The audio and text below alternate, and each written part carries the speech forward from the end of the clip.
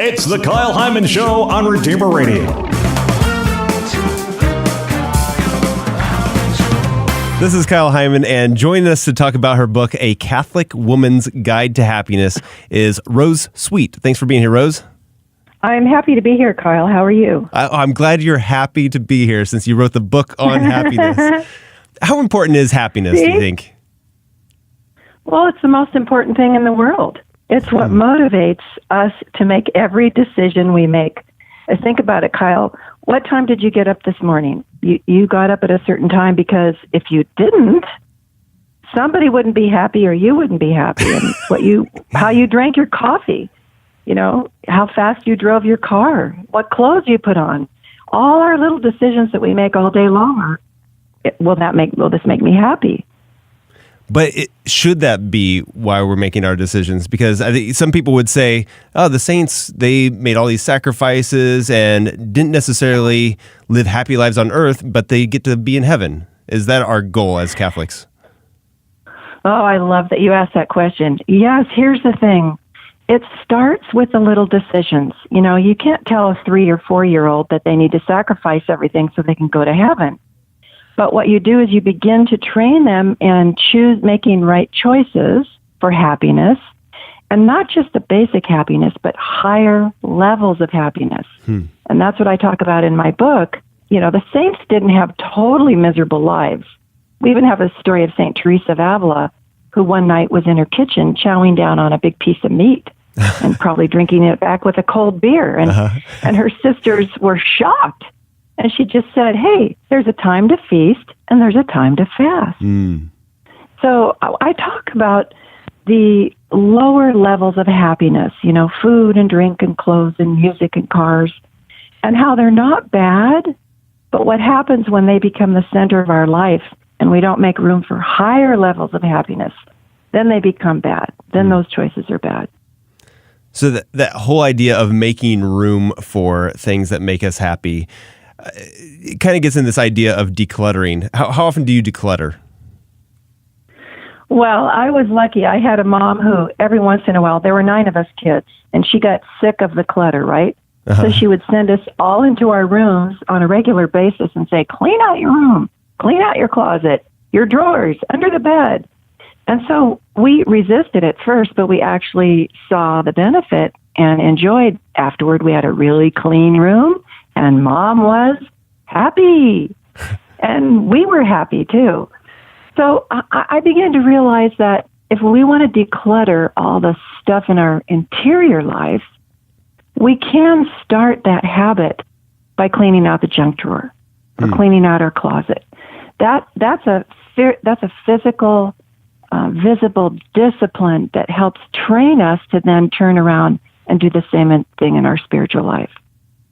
And it seems like there's a big push for that kind of in the secular world of decluttering, simplifying, the tiny houses or the Marie Kondo fad. What do you think of all of that? Well, this is interesting. I think of when St. Paul said it's better for a man not to be married or a woman because then they can attend to the things of the Lord. And I thought, this is the same principle. It's not that marriage is bad. It's not that cars and houses are bad. But when you do have a lot of that stuff, you do have to, by necessity, spend a lot of time maintaining it. Right. And it does take away from the time that you could spend doing higher things. So, when you have a filthy house and you got a lot of work to do, you're going to have less time for prayer. But if your house is decluttered and your desk is clean and your car is cleaned out, you have a lot more free time to maybe even just stop and think about some of the important things in life, much less, do things for God. So I think we all intuitively know. That's why Marie Kondo in her latest book talks about decluttering. And we as Catholics and the saints, we've been talking about that for centuries. Yeah. We know the wisdom of not amassing too much stuff around us. So how much of that is approached in the book, kind of this holistic idea of decluttering? Well, I go back to the very beginning, and I talk about why do we have clutter? And basically, it's because we begin to form attachments to things. Oh, I like this coffee cup. Oh, I like this new sweater. I like these shoes. I'm going to save these 57,000 toothbrushes because I might lose one and run out. And so we look at objects around us, and we even do this with relationships. I'm going to hang on to this because it gives me security or pleasure or joy, and I don't want to lose that. We are so afraid of being without the things that would give us joy and happiness that we amass things. So I realize behind everything is fear. So, I start out light, but I go kind of deep in the book let's talk about why you can't throw that thing out. Marie Kondo in her book says, take the object and hold it to your chest and ask yourself, does it spark joy in me? Right. Well, okay, it does, but you could pick up everything and say the same thing about everything. And now you're back to clutter. So as Catholics, we say, this is even greater.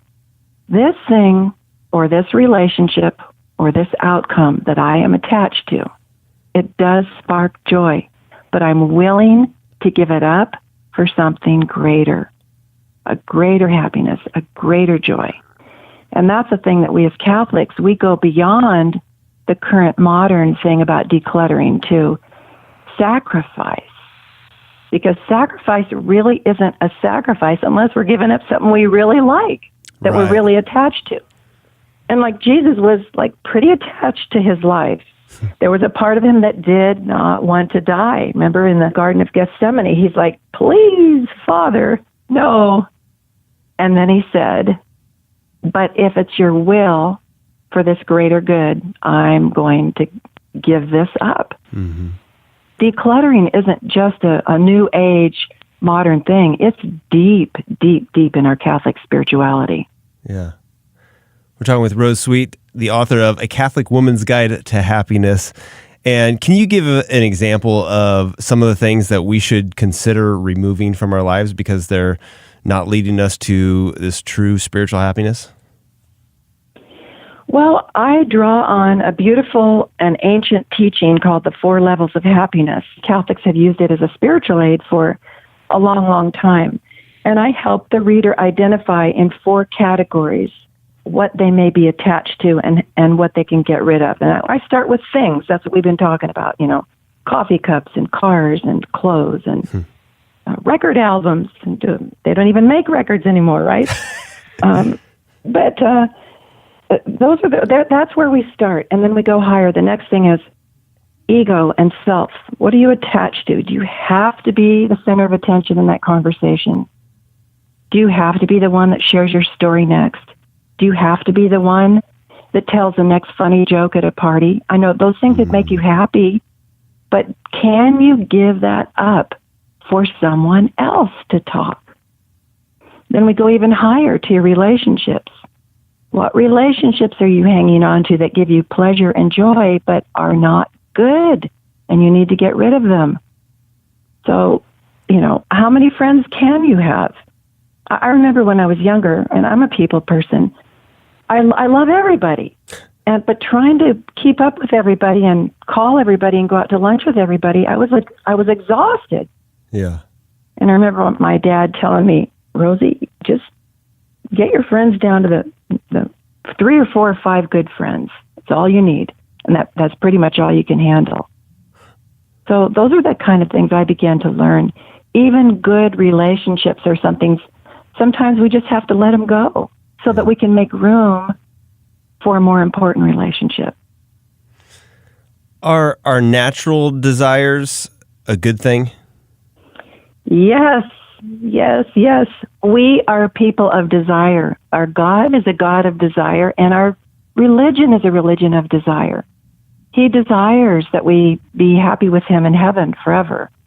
And we ultimately, that's what we all desire. When I am seeking pleasure or security or purpose, I'm really ultimately seeking God. I don't know it yet, maybe, but all those lower levels of happiness are supposed to give me a taste of the joys that I can have with God and to lead me. All the lower things are not bad, but that they're meant to lead me higher. And if I stay stuck down at the lower levels, I'm going to miss the real happiness. I've heard some people talk about a difference between happiness and joy. Do you see a difference between those two? Yeah, you know what? I really dove into that, and there's a lot of respected people who try to make that distinction, but I'm going out on a limb here. A lot of people say that, happiness is shallow and earthly and worldly and not good, and joy is deep and rich, and that's the things of God. And I'm like, well, wait a minute. So if I go get a massage today or get a pedicure and I'm really happy, that's shallow and bad? No, it's not. That's a pleasure that God delights that I have in, but in a certain time and way. If I'm greedy with it, if I don't share it with other people, if I don't really need it, then maybe it can be bordering on sinful. But there's nothing wrong with lower levels of happiness and joy. So that's why instead of saying one is good and one is bad, I show how the little ones are good, but the bigger ones are better. So we might say that pedicure happiness is good, but sacrificing something important for somebody you love is even higher, even better. And that can make you happy or joyful. So would that sometimes be sacrificing one of the lower level happinesses for a higher level happiness? Yes. So let's say, I always use this example in my weekend retreats. I ask everybody, when did you get your first bicycle? And they all remember. It was under the Christmas tree, or it was birthday, and they remember the color and everything. And then I say, okay, now then you were happy when you had the thing. The next highest level of happiness is about you and your abilities and how good you are. And now you can ride the bike without training wheels, and you ride faster than anybody in the neighborhood.